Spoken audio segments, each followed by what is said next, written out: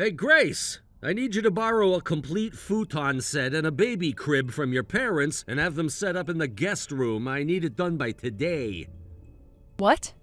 You know your family has a guest futon, right? Plus your sister-in-law who lives nearby has an unused baby crib.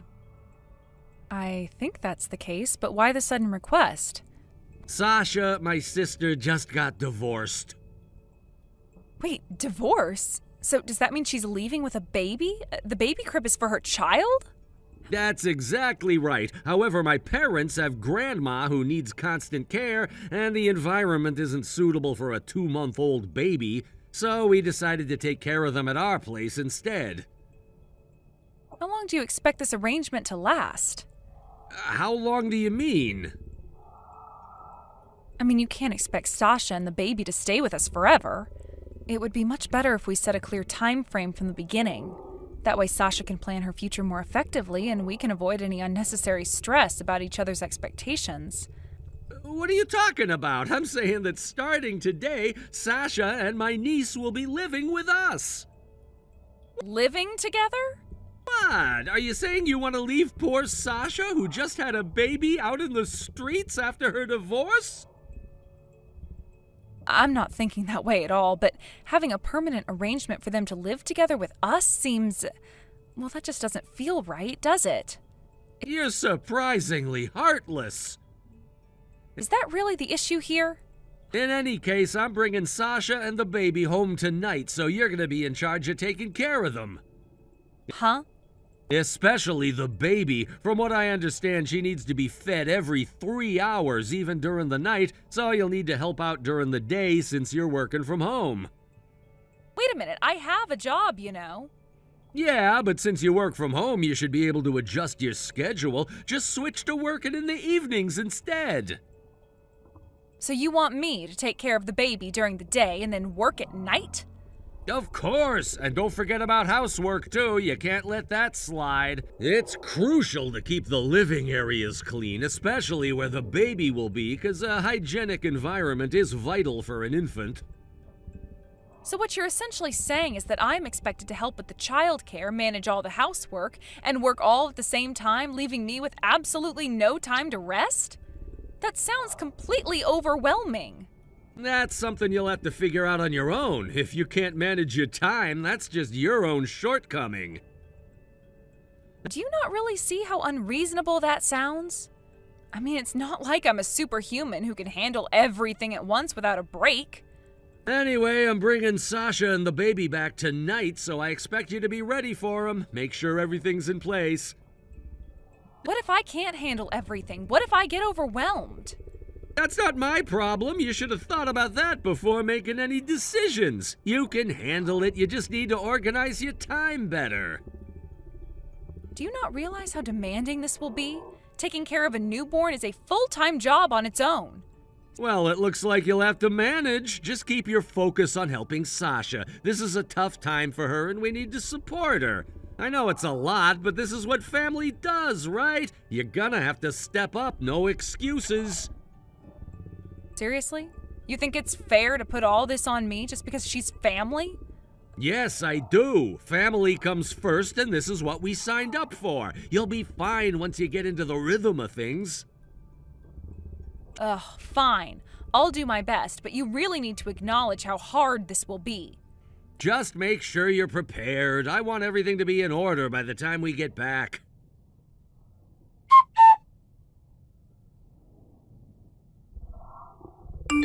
Hey, Grace. It's been a while. Sasha, it really has. Did Ben talk to you? Yes, he mentioned you'd be living with us. Oh, I see. I know he was talking about cohabitation, but I want to assure you that I don't plan to impose on you too much, so please don't worry about that. Wait, really? First, I need to explain my situation. Where should I start? How about you answer a question first? Sure, go ahead.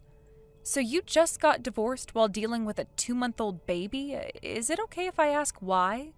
Well, during my pregnancy, my ex-husband cheated on me, and that led to everything. I see. That sounds really tough. Yeah, but I'm not too down about it right now. I need to stay strong for my daughter. Plus, I was the one who uncovered my ex-husband's infidelity, so I guess I've always been good at bouncing back quickly. Still, don't overdo it. Thank you. Also, I'm curious why the idea of cohabitation even came up. I feel like there's a fundamental misunderstanding between Ben and you. About that, it seems like Ben thinks I'm just a stay-at-home mom who's been abandoned and is now wandering aimlessly because I have no income. Oh, is that not the case? It's true that I was cheated on, but I'm currently on maternity leave. My daughter, I've named her May, will turn 1 in about 10 months, and once my leave is over, I'll be returning to work. I've already made arrangements to move into company housing at the time, and the company even has childcare facilities. So, on my first day back, May will be well taken care of. What I need from you is just support until I return to work. So that means about 10 months from now? Yes, that's right, though I feel like that's still quite a stretch. No, don't worry about it. It sounds like you truly can't rely on your family right now, and if you have a set time frame, I'm completely okay with you and May living with us. We can discuss and divide the responsibilities to make it work smoothly. Thank you, that really helps. Now, I'm wondering, why did Ben even bring up the idea of living together in the first place? Regarding that, should we talk about it without Ben around? Is it better to discuss it when he's not here? Yes, I have a hunch about it, but I think it might be a tough conversation for you. I have a feeling I know what you're about to say, but okay. It seems like the time has come for me to leave, so I'll take off for now. Yes, take care on your way home.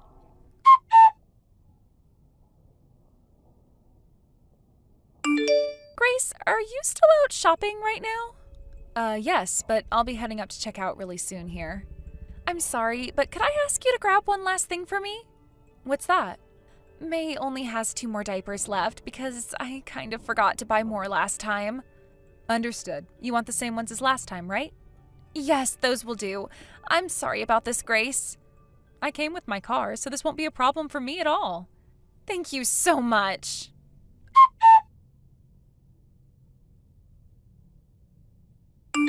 You seem to be enjoying living together after all, huh? Oh, Ben? I saw you buying diapers at the supermarket earlier today. It looks like you're taking good care of your sister and your niece, which is great to see. And how about you? What do you mean?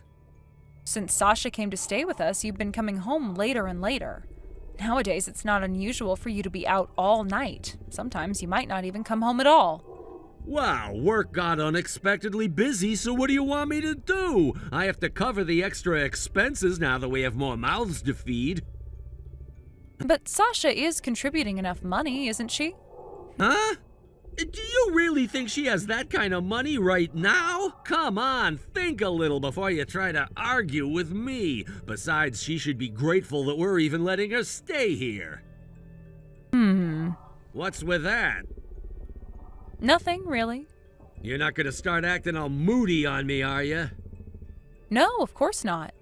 Look, I'm just saying that it's not easy for anyone right now. We're all making sacrifices. You should appreciate what we're doing to help Sasha out during this tough time.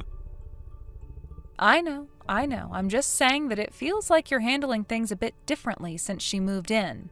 What do you mean? It's just that your routine has changed a lot. You used to come home at a reasonable hour. Yeah, well, I have to adapt to the situation. Things aren't the same anymore. I get that, I really do, but we need to keep communication open if we're going to make this work for all of us. You're right. I'll try to be more mindful of that.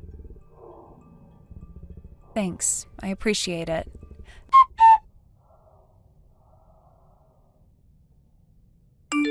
Grace, I have wonderful news. What is it? I'll be able to move into my new place next month. Wow, that took a lot less time than I thought it would. That's right. One of the employees is moving overseas for work and will be taking his whole entire family with him. And since that place will be opening up now, I can move into there. I see. Well, I suppose things like that can also happen. I know that I'm still off work for some time, but they said I can still live in that place. I'm ready to go whenever, so just let me know. Roger that. When I have a specific date picked out, I'll tell you right away. Nice. Things are about to get a lot more intense.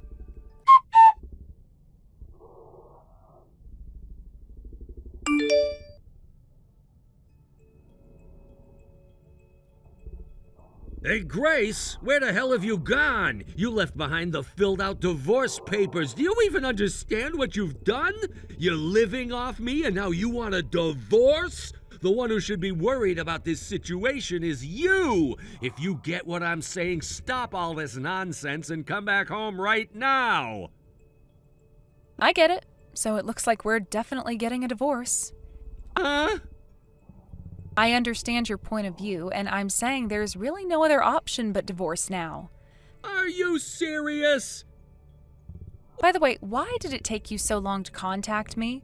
Did you just realize the divorce papers were missing? But I noticed them right away and tried to get in touch. We left the house 5 days ago, you know. That long ago? We? Of course, I'm talking about Sasha and May. When the company housing opened up, I timed my move to coincide with that opportunity.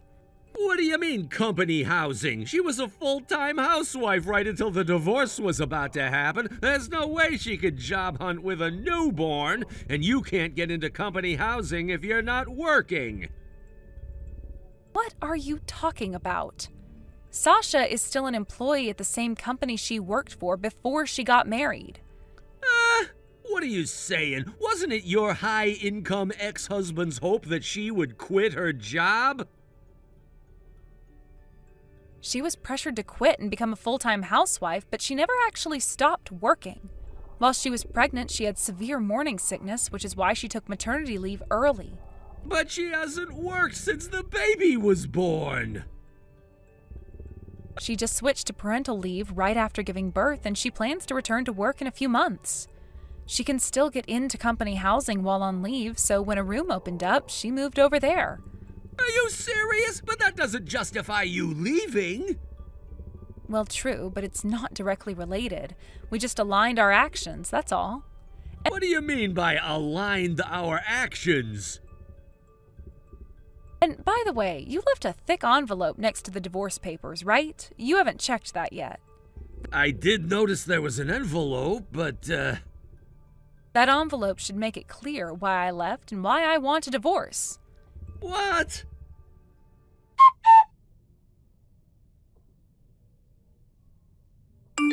When did you find out? Is it safe to say you figured it out after seeing the contents of that envelope? The report from the private investigator about the affair? You must have realized there was another woman in my life, so you decided to hire them, right? When did you notice? How long have you known? I think it was about a month before Sasha came to stay with us. Wait, what? And by the way, Sasha knew about your infidelity, too. What? How could she possibly know? How do you think? Honestly, you really are quite oblivious to what's going on around you. Oblivious? What are you talking about? You forgot that Sasha and I graduated from the same high school? We were in different grades, but we were still there together. Now that you mention it... Your affair partner, Cassidy, is a classmate of Sasha's and also a junior in my club. Wait, what? She was the kind of girl who always stood out for the wrong reasons, so it was only a matter of time before news about her made its way to us. No way. Plus, the fact that you suddenly decided to let your divorced sister move in under the pretense of providing her with a place to stay was also quite suspicious. You basically manipulated me into helping with childcare, didn't you? What?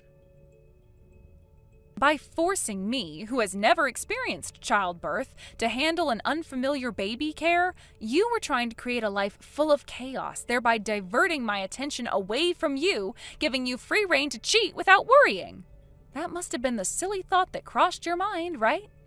Wait, no, that can't be it. Okay, sure, I haven't given birth yet, but you know my sister lives near our family home after getting married. When I was still a student and living at home, I often helped take care of my newborn nieces and nephews. I know that I can't compare to a real mom, but I do have some knowledge and experience when it comes to taking care of babies. Thanks to that, I was mentally strong enough to find out about your affair and hire a private investigator to look into it. What? Are you serious? Absolutely. I mean, while I'm not a professional, I do have some understanding of how to care for a child. I mean, I've changed diapers, given baths, and even fed them. It's not that I was completely clueless about motherhood, and knowing that gave me a sense of comfort and control when dealing with this shocking situation. So you were already prepared to handle such a situation even before it arose? In a way, yes. My sister's experiences and my time spent with my nieces and nephews allowed me to gain some insight. But what really mattered was that I cared enough to notice something was off in our relationship. So you were always on the lookout for something suspicious? Well, when your behavior changed and became more secretive, it definitely raised some red flags for me. I couldn't shake the feeling that something was wrong, and that led me to start to connect the dots. I can't believe this! I thought I was being so careful! Clearly, you underestimated both me and Sasha. You thought you could get away with it, but instead, you just exposed yourself to us. I see now. I really messed up, didn't I? Yes, you did, and now you have to deal with the consequences. This is not something I can easily forgive. But we can still work through this, right? I mean, there's still a chance for us, isn't there? You think it's that simple? After everything that's happened? I want to try. I don't want to lose you. It might be too late for that. You need to understand the weight of your actions and what they've done to our relationship. I know, I messed up. Just please give me a chance to make things right. Chance? I'll consider it, but it's going to take a lot of work on your part. I'm willing to do whatever it takes. Let's see if you can actually follow through on that.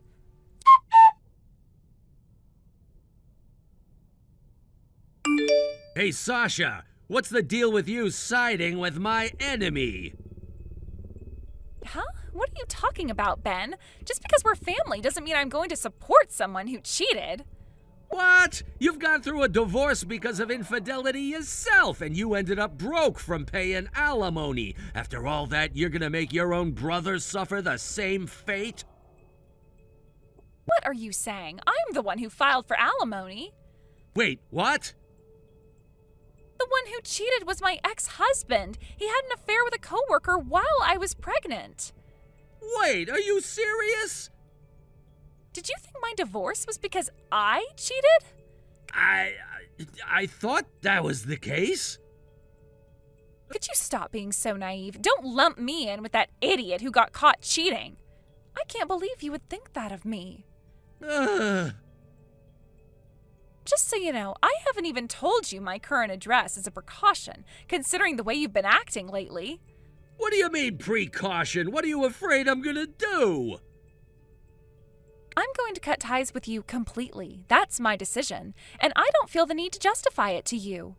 Cut ties? Are you serious right now? You really don't get it, do you? I'm not wasting my energy explaining the reasons to you. It's just too much of a hassle for me. You think it's a hassle? What are you talking about? You're just gonna throw away our relationship like it means nothing? You're such a loser. Honestly, I don't even want to think of you as my brother anymore.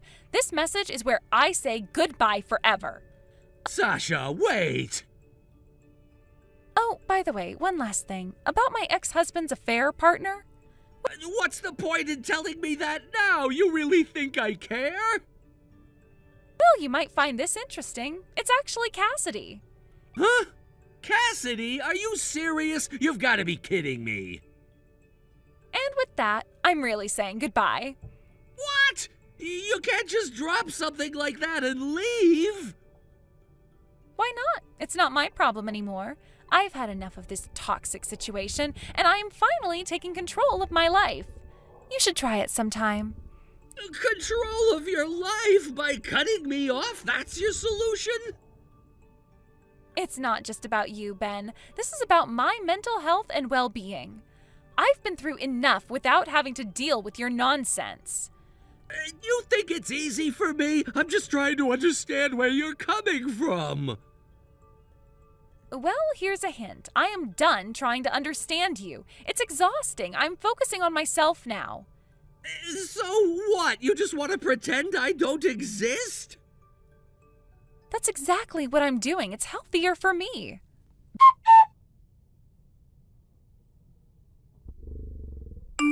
Ben was devastated when he found out that his sister's ex-husband had been two-timing her.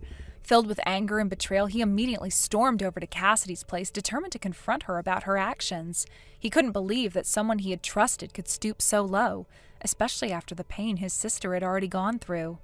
When Ben arrived at Cassidy's home, he was shocked to find her in a compromising position with another man. The sight of them together was like a punch to the gut. Not only was Cassidy cheating on his sister, but she was also flaunting it right in front of him. He felt his blood boil as he realized just how deeply she had betrayed not only his sister, but him as well. In a fit of rage, Ben confronted them. The confrontation escalated quickly, and before he knew it, things were spiraling out of control. Words turned into shouts, and shouts turned into a physical altercation. The neighbors heard the commotion and called the police. Within minutes, sirens blared and officers arrived on the scene to break up the chaos. Fortunately, the police managed to handle the situation without anyone getting seriously hurt. Ben received a stern warning about disturbing the peace, while Cassidy, feeling the heat of the situation, realized she was in over her head. The fact that her affairs had now turned into a police matter was a wake-up call for her. The reality of her actions hit hard, and she quickly began to feel the repercussions. Feeling threatened and scared, especially with her infidelity exposed, Cassidy decided to cut her losses. She faced the prospect of having to pay alimony in compensation to her former husband, which weighed heavily on her. To escape the mess she had created, Cassidy took out loans and borrowed money, ultimately fleeing her hometown. She left in a hurry, looking for a fresh start while leaving behind the wreckage of her life and the relationships she had broken. Now living in a bustling city, Cassidy found herself entangled in dubious work just to keep up her debt. It was said that she was working at a shady establishment, and although she managed to make ends meet, the pressure of her financial situation was constantly looming over her. The glamorous city life wasn't what it seemed, and she realized that escaping her past didn't mean her problems had disappeared. Instead, they had followed her like a shadow, and each day was a struggle to repay her debts while managing her new, precarious lifestyle. Back in his hometown, Ben's situation was equally dire. News of the debacle had spread like wildfire, and soon everyone at his workplace was gossiping about the incident. Whispers echoed in the hallways, and Ben could feel the eyes on him as he walked into the office. The embarrassment weighed heavily on him, and he found it difficult to focus on his work amidst the judgment from his colleagues. To make matters worse, his family had decided to sever ties with him. After witnessing the fallout from the drama, they held him accountable, believing he should have intervened in a more constructive manner. They felt he had made a scene rather than resolving things discreetly. As a result, Ben was ostracized, and the support he once relied on was stripped away. The sense of isolation crept in, and he felt lost without the guidance of his family.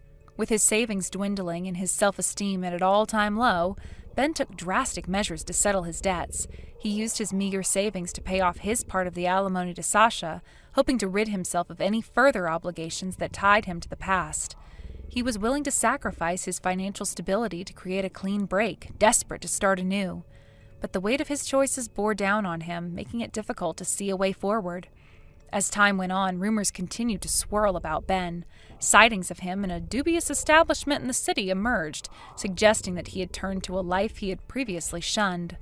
But those stories were largely exaggerated. The truth was that he had no choice but to adapt to his new circumstances, struggling to find a foothold in a rapidly changing world.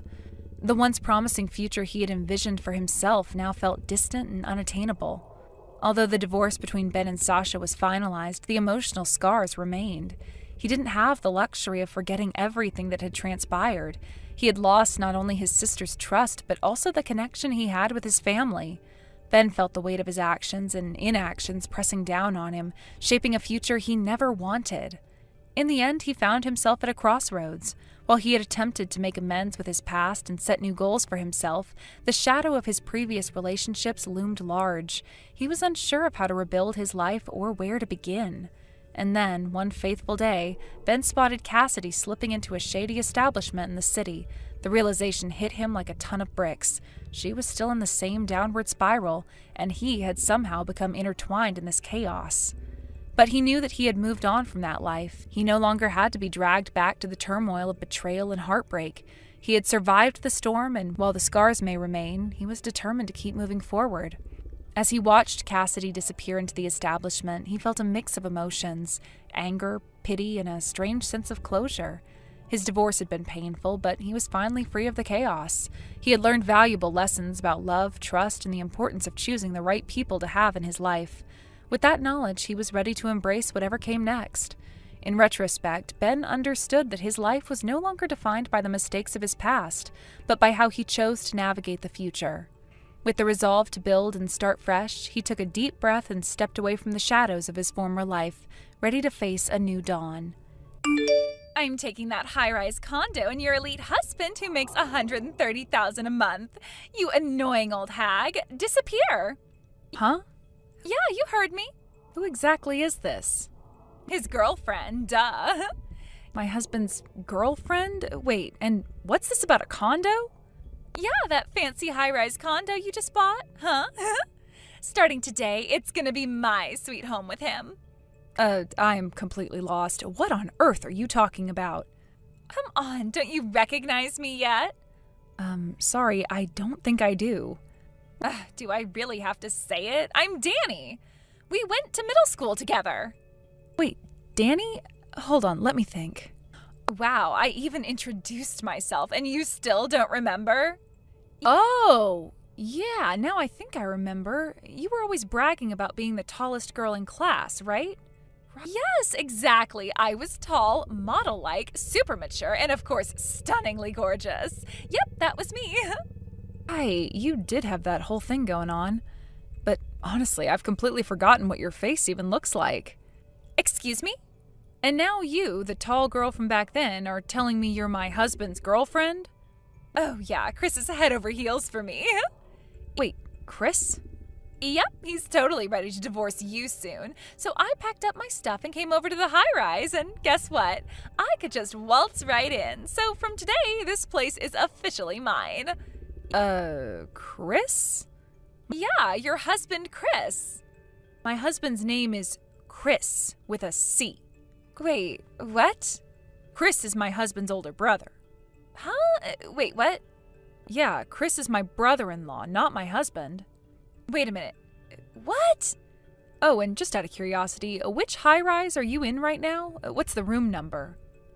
Tower A, 3803. Oh, right. That's where Chris lives. Wait, so the place is right? Well, yeah, you've got the right high-rise and room, I guess. Oh, well, that's a relief. Sure. Man, I swear, sometimes you really can't trust the info you pick up at these reunions. I mean, it's been pretty unreliable lately. Reunion? You mean the one from 3 months ago that I didn't attend? Yeah, one of your friends at the reunion said Ashley is going to marry the future CEO and his salary is guaranteed to be $13,000 a month. I think I understand now. But you know what? It's fine. I mean, sure, mistaking you for Chris's wife is a bit of a blunder. But hey, I got into the high-rise suite, so that's a win for me. See ya!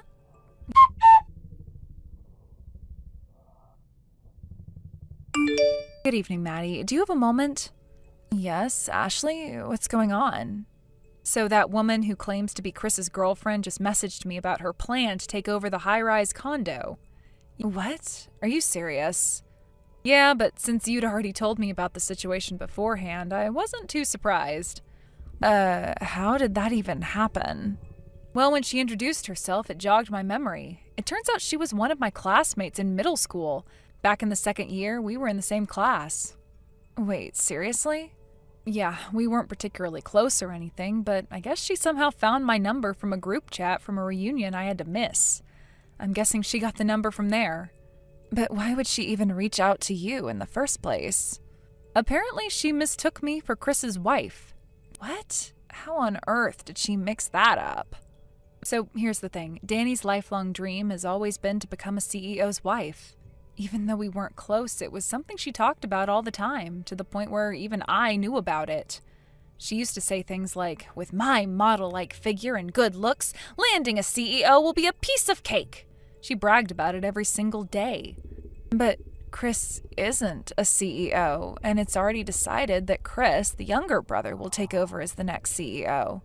Right, this is just a guess on my part, but I think Danny has it stuck in her head that the eldest son always becomes the next CEO. That's probably why she thinks Chris is going to inherit the company. Oh, makes sense.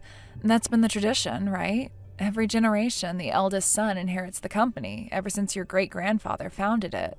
Exactly, so she probably assumed it would automatically apply in the next generation as well. On top of that, a friend of mine who attended the reunion casually mentioned that I married the future CEO, and I guess that's where Danny picked up on it.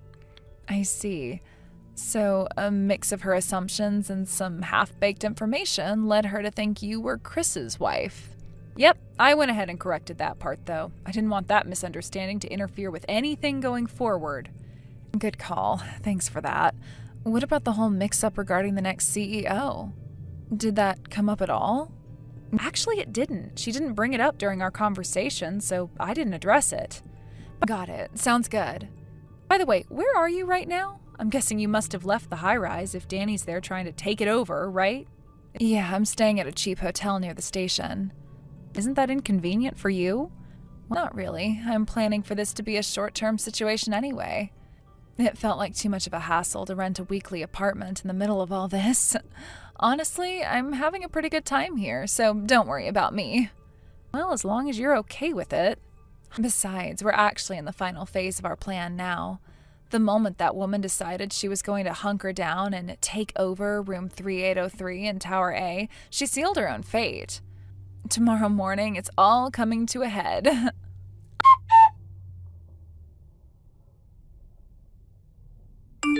Oh, nothing beats the morning view from the high floor of a luxury tower apartment. It'd be perfect if only Chris weren't away on his overseas business trip. Huh? Wait, do you not know? Chris isn't on a business trip, he's on an overseas assignment. What? Overseas assignment? You mean he's not coming back for a while? Well, he might return for holidays or for work, but as far as I've heard from his wife, it's probably going to be permanent. What? His wife? Why is his wife involved in him moving overseas permanently? Well, they're married, after all. Chris is going to marry me. That's the whole point. We're supposed to be finalizing his divorce right now. So if anyone's going to live abroad with him, it should be me, his future wife. And hold on a second. What about this tower apartment he just bought? Isn't it a waste of money if he's planning to move overseas permanently? I think you should probably ask Chris's real wife about that. What? You haven't met her yet, have you? And it sounds like you don't even know her name. I don't need to know her name. Well, I think you'll have no choice but to confront her soon, so maybe you should start preparing yourself mentally for that. What?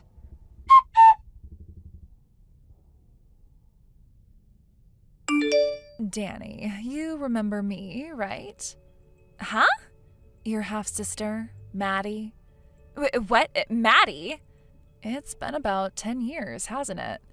Ever since you tried to take my last home by stealing my husband but failed, and then vanished without a trace. What are you talking about? Oh, you don't remember? You barged into my home, acting all triumphant, telling me to get out like you had won. I still remember what I said back then to you. All right, I'll leave. But just so you know, this house is under my name. And let's not forget when I added, by the way, my husband only makes $1,300 a month. Good luck with that. I can still picture that stunned look on your face, like a pigeon hit with a bean gun. I haven't forgotten that moment. It was priceless. Ugh, I mean, who would have guessed that guy was a part-timer with such a low income? Or that the house was actually under your name? And here you are, 10 years later, pulling the same stunt. Haven't learned a thing, have you? What? What are you even talking about? Didn't you catch on when Ashley messaged you earlier? Why would I care? What are you getting at? I'm Chris's wife. What? After I divorced my ex-husband, I met Chris. We got married. What? That is so unfair. You need to divorce him right now. Let Chris go. I'm sorry to disappoint you, but this time you didn't steal anything. You're just stalking him. Huh? All those times you thought you were meeting him after work, you were just stalking him. And that 3803 apartment you're sitting in right now, you broke in with the key you stole from Chris's bag. It's called trespassing, and now you're squatting illegally. What are you talking about? Chris left his bag open so I could easily grab the key. He was doing me a favor. No, he just forgot to zip his bag properly. And most people, when they see an open bag, don't just take things from it. That's called stealing. Whatever. Either way, this apartment is mine now. Chris's stuff belongs to me since I'm going to be his future wife after all. Weren't you listening? He's going to divorce you. I hate to break it to you, but that 3803 apartment you're sitting in, I bought that. What? I'm a real estate investor. That apartment was an investment property. But then Chris's overseas assignment came up, and with the lease on our old place expiring, we decided to stay there temporarily for the last 6 months before his departure. Are you serious?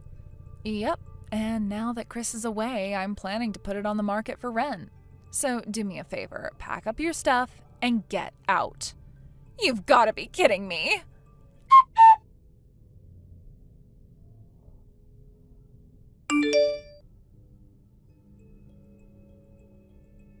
Ashley, I heard that your husband is going to be the next president of the company. Is that true? You have to let me have your husband. Honestly, I should have aimed for him from the start, but I ended up making a mistake and going after someone else. This whole situation is so confusing. As an apology for messing things up, you need to give me your husband. I knew you would say something like that. So give him to me right now. Well, I mean, it's a freebie, right? That's not impossible. With my model-like figure and stunning beauty, any man would fall head over heels for me in no time. You did mention that my husband's name is Chris, right? What? Chris? Do you really think you can take him just because you heard his name? Did you really think you can take him just because you heard his name? I don't think your choice of words was very nice, but yes, that Chris. The same one you've bullied and looked down on for ages. And it turns out that Chris is actually the son of the company president. No matter how good-looking someone might be, there's no way I could develop any romantic feelings for someone who only brings back terrible memories for me. If only I had known back then that he was the president's son. I really messed up this time.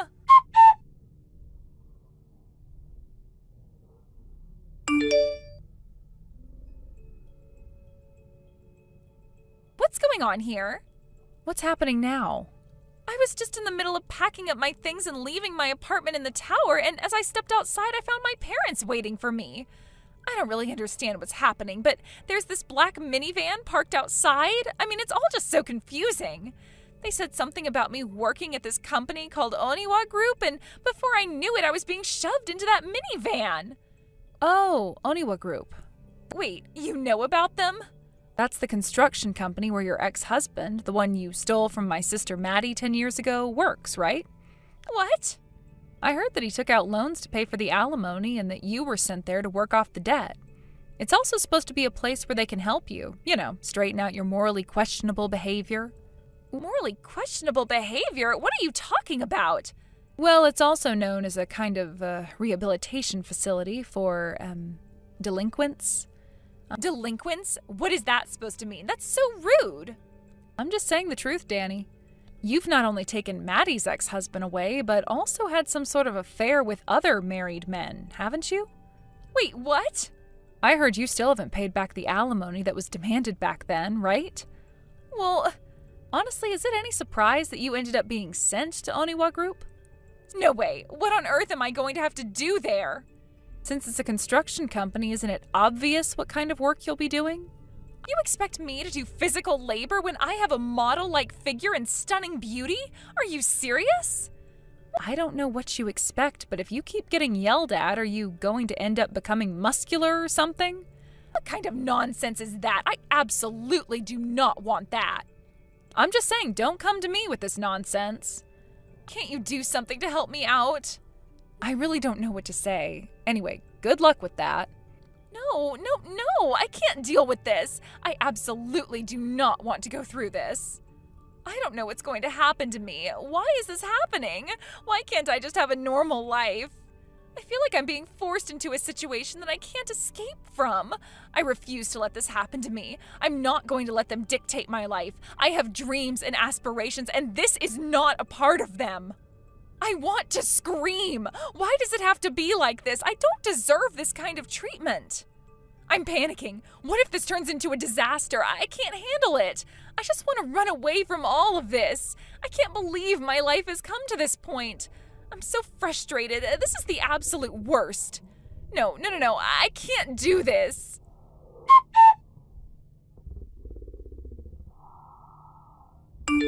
Danny, believe it or not, is already 29 years old. Her parents had reached a breaking point with her behavior and decided to give up trying to manage her. They had been neglecting her for quite a while, but when she almost landed in a situation that could have involved the police, they realized it was time for drastic measures. They arranged for her to join Oniwa Group, a construction company, in hopes that it would help her straighten out her life. Danny, however, was completely bewildered by this turn of events.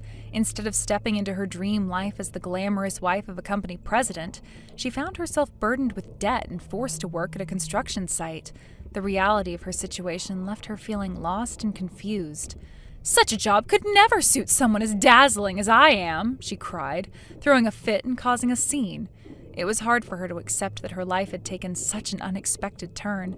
She had envisioned a life filled with luxury, elegance, and high society, but here she was, being told to work in an environment far removed from her dreams. Despite her protests and outbursts, her situation changed rapidly. In no time at all, she was captured, metaphorically speaking, and thrown into a black minivan that whisked her away to her new life. As the vehicle sped off, Danny couldn't help but feel like she was being taken to some sort of punishment. She was overwhelmed by a mix of disbelief, fear, and a deep sense of loss for the life she had envisioned for herself. Now she found herself in a reality where she had to pay off her debts from her monthly salary while enduring tough training under the guidance of strict and demanding senior colleagues. The work was physically grueling, and Danny had to sweat profusely, often struggling to catch her breath. She was quickly learning that her previous life of glamour was worlds apart from the reality of her new job. At the construction site, the atmosphere was harsh and unrelenting. The noise of machinery and the rough banter of her coworkers filled the air, creating an environment that was foreign to her. She felt out of place, surrounded by people who were focused on their labor without a care for appearances. The very thought of doing physical labor made her anxious, and she couldn't shake the feeling that she was in over her head. I remember her first day vividly. She was so overwhelmed that she could hardly focus on the tasks assigned to her. Her supervisor was a stern man who seemed to have little patience for mistakes. He barked orders at her, and she could feel the weight of his expectations pressing down on her shoulders. It was hard for her to adapt, and the physical labor was unlike anything she had ever experienced before. With each passing day, Danny realized that she had to face the situation head-on. It was no longer just about her appearance or aspirations, it was about survival. She needed to prove to herself and everyone around her that she could handle this challenge. She couldn't let her past define her future. During breaks, she often found herself sitting alone, trying to catch her breath and collect her thoughts. Her mind would drift back to the life she left behind, the parties, the glamorous outfits, and the thrill of being the center of attention. Those memories felt like a distant dream now, and she longed for the comfort and ease she once took for granted. Yet, amid the struggle, Danny began to appreciate her new way of life. The people at Oniwa Group, while rough around the edges, were honest and straightforward. They didn't care about appearances. They valued hard work and dedication. Slowly but surely, she started to build connections with her coworkers. They shared their stories, struggles, and triumphs, and she began to see them as more than just colleagues. One day, while lifting heavy planks with a fellow worker named Hiro, he caught her eye and offered a supportive smile. "You're doing great, Danny," he said, giving her a thumbs up. His encouragement felt like a small light in the darkness of her struggle. In moments like these, she started to realize that she was not alone in her journey. Hiro had his own story of challenges and hardships, and he willingly helped her learn the ropes. He showed her how to use the equipment properly, and under his guidance, she began to improve. She no longer felt like a burden, but rather a valued member of the team.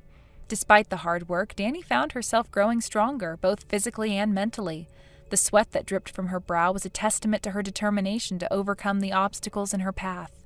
As the weeks went by, she could see the progress she was making, not just in her work, but in her confidence as well. Of course, there were still moments of despair. There were days when the exhaustion felt overwhelming and she wanted to give up. There were times when she would sit alone, tears prickling at her eyes, reflecting on the life she had left behind. She missed the glamour, the excitement, and the freedom she once enjoyed. But then she remembered why she was here. She needed to pay off her debts and find a way to turn her life around. She couldn't let her past mistakes define her. She had to push through the pain and keep moving forward. One day, after a particularly grueling week, her supervisor called her into his office. Her heart raced as she wondered if she had done something wrong. But instead of reprimanding her, he surprised her by praising her hard work and dedication. "You've come a long way, Danny," he said, a rare smile crossing his face.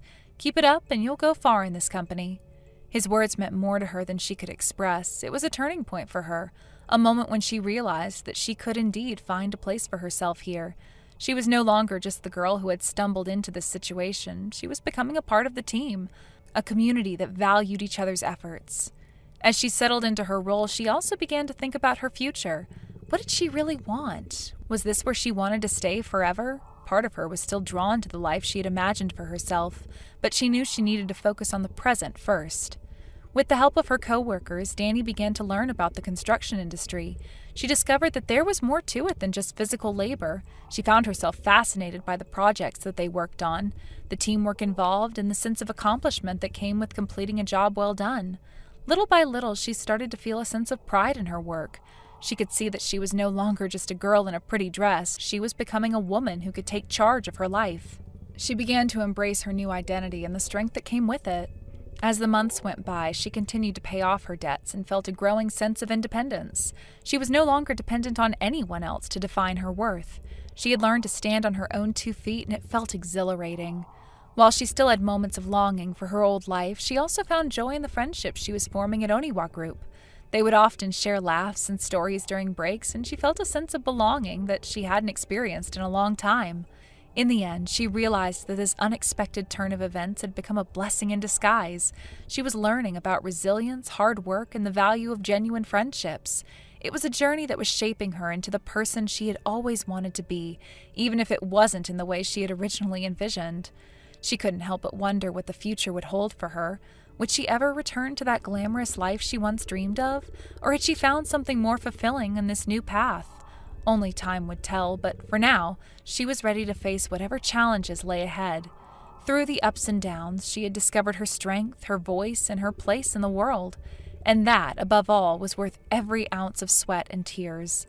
As she reflected on her journey, she realized that she was not just surviving, she was thriving. She had come to appreciate the value of hard work and the satisfaction that came with it. She was no longer just a pretty face, she was a determined woman with a strong spirit. Every morning she woke up with a renewed sense of purpose. She was ready to face the day, no matter what challenges awaited her. She had learned that life was not always easy, but it was in those moments of struggle that she found her true strength. In the end, she had transformed her life in ways she had never imagined. The woman who once cried over the loss of her glamorous lifestyle was now embracing the beauty of her new reality. She was learning to navigate this new world one step at a time, and she was proud of the person she was becoming. Ryan, wait a minute. What is it, Kim? Why was your ex-girlfriend Paige waiting for you at the station? I thought you disappeared while I was in the restroom, only to find out you got into her car and drove off with her. Oh, really? You saw that, huh? I did, after coming out and looking all over for you for about a minute until I had the misfortune of seeing you doing that. First, just answer my question. Why was your ex-girlfriend at the station, and why did you get into her car? Okay, don't rush me. So, the story of fate began about 6 months ago. Paige started working at my company. When I talked to her, I discovered that she lives surprisingly close by, and our feelings started to rekindle. Ever since then, we've been meeting up a lot after work. So you're saying this is cheating, right? Well, that's how it looks to you, but Paige and I are genuinely in love. We're even thinking about getting married. That's why today I decided to go back home to introduce her to my mom and get her blessing. What are you talking about? If we were already divorced, then maybe it would make sense, but the order of things is all wrong. Yeah, you know my mom doesn't like you, right? Paige has always been the one my mom liked back when we were together. So when I told her I was getting back with Paige, she urged me to get divorced from you as soon as possible. So honestly, the order of things isn't right at all. What? Anyway, I'm heading home in Paige's car now. You can either go home alone or walk to my parents' house right now. The choice is yours. What kind of choices are those? Well, you could come to my parents' house with me if you want, but just know that you'll feel pretty awkward watching me and Paige being all lovey-dovey. Fine, I'll go to my own parents' house. Luckily, my family home is just one train ride away, so I'll head back there. But don't think you'll get off scot-free. Suit yourself. It's not like I care.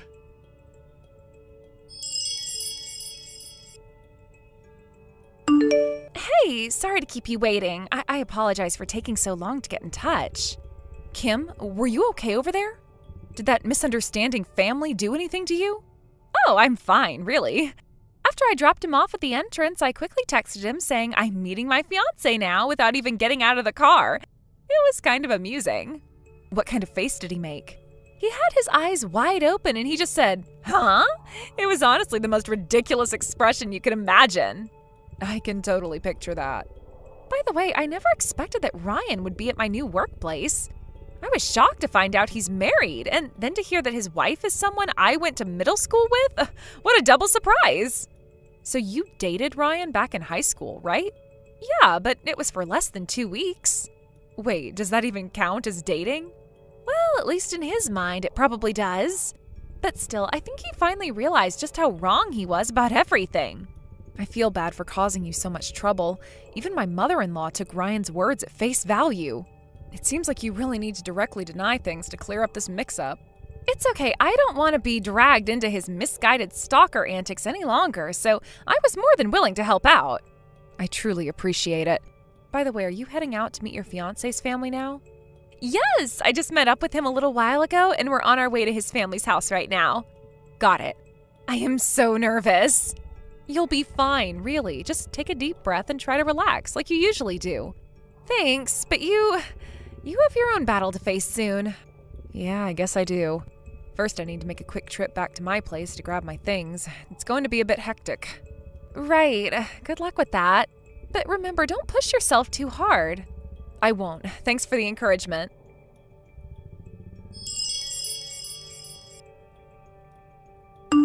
Hey, what do you think you're doing, moving your stuff out of the house? Oh, I'm just back at my place now. I get that, but first you need to answer my question.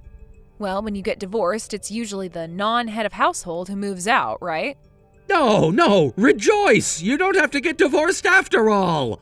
Wait, but I thought we were going through with the divorce. What?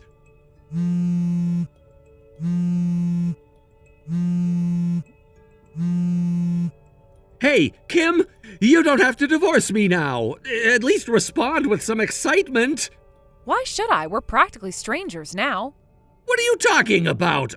Aren't you at your family's house right now?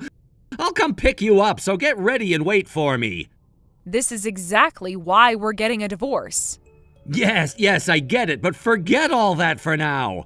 You didn't really send that completed divorce notice to my family's house, did you? Oh, you've got to be kidding. Huh? When I arrived at my parents' house yesterday, my mother handed me a brown envelope that had your name on it as the sender. Oh, no. When I opened it, it was the divorce papers. Well, that's... The postmark says you mailed it from a mailbox near your office the day before yesterday. So it means you were already planning to get divorced before we even went back home together. I mean, that's invalid now. No, it was accepted, so it was valid. But now it's invalid. Why is that? I was deceived by Paige. She went so far as to transfer to my workplace and then arranged the date for her to meet my family for marriage. Yet on the very day we were going back to her hometown, she suddenly claimed that her fiancé was someone else. That's your complete misunderstanding. What? Paige didn't switch jobs just to follow you. She was headhunted and just happened to end up at your company. And the date for the marriage introduction, that was about Paige and her fiancé, not you. Yeah, but that fiancé was supposed to be me! And there lies your biggest, most terrible misunderstanding. Huh? According to Paige, when she told her coworkers that the date for the introduction had been decided, you happened to be nearby and, for some reason, gave a thumbs up and winked at her, saying, "Got it."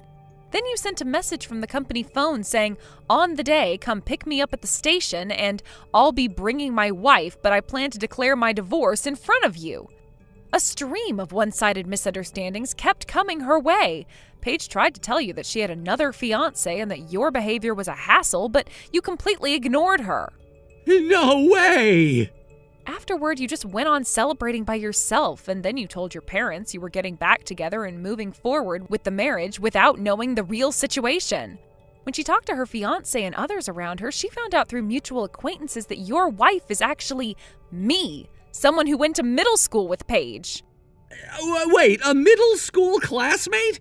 You know Paige? Yeah, apparently you didn't know that. I can't believe it. This is the first time I'm hearing about it. That's how things turned out. Paige reached out to me, and after realizing that you were so caught up in your misunderstandings, we concluded that the only way to wake you up to reality was through some exaggerated actions that were very clear. That's why I went along with the plan at the station yesterday. So, all of this happened because of misunderstandings? Yeah, pretty much. I didn't expect you to send the divorce papers to my family, but here we are. Well, the outcome is okay, so I guess it's fine. You really surprised me there. I thought I'd be done with all this. But seriously, we need to clear this up. You're treating this as if it's just a joke, but it's affecting real lives. I know. It's just hard to believe how everything spiraled out of control. I was just trying to do the right thing. Well, it seems I'm the only one who actually did the right thing. By moving your stuff out without a proper discussion? Well, I thought that's what we agreed upon after everything that happened. We may have agreed, but it feels like you just jumped to conclusions. Say whatever you will about it, Ryan. In the end, you're the one that asked for this, so goodbye forever now.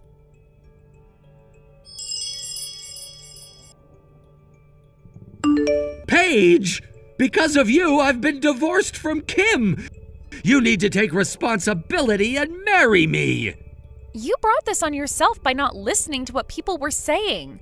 Honestly, even now, knowing I have a fiancé, how can you still ask me to marry you? Are you okay in the head? What do you mean by that? Then why did you come to pick me up in the car and drive me to my parents' house?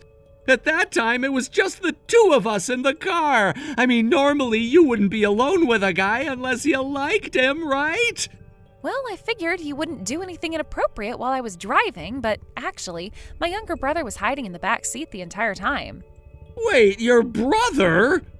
Yeah, the dash cam was recording the whole time, capturing everything that happened inside the car. Dash cam? Plus, I was on a call with my fiancé the entire time, too. What? So the moment we were alone together in the car didn't last even a second. Seriously? Oh, and one more thing. My fiancé is Devin, the guy you've been pushing all that work onto. Wait, Devin? By the way, he's the son of the president's sister. No way! Apparently, complaints about your work attitude have been piling up from Devin and other employees, too. Really? Including your harassment towards me. It's likely that serious penalties for compliance violations could be coming your way. You should prepare yourself mentally for that. What a dead end this is! Honestly, it's looking pretty grim for you right now.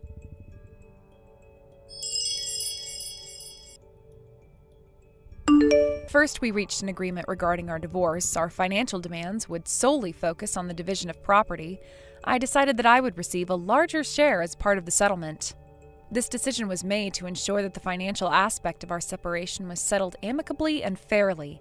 After all the turmoil and emotional strain I had gone through, I wanted to close this chapter of my life as neatly as possible. It's likely that I'll never have to see him again for the rest of my life. The reason for this certainty is quite significant. Following the internal investigation at his workplace, it was revealed that my ex-husband had committed numerous compliance violations. These findings resulted in claims against him that amounted to the upper $300,000 range, which included damages and alimony. The situation was serious, and it led me to prioritize the victims of those violations when making decisions about the financial settlement. The aftermath of this entire debacle has had unexpected consequences. In a surprising turn of events, my in-laws have also decided to divorce. It seems that my mother-in-law, who has persistently defended her son throughout this turmoil, finally reached her limit with my father-in-law. The strain of the situation and the pressure of their son's actions became too much for their marriage to withstand. As things stand now, my ex-husband and his mother are living together in a rundown apartment. I can only imagine the kind of environment they've created for themselves.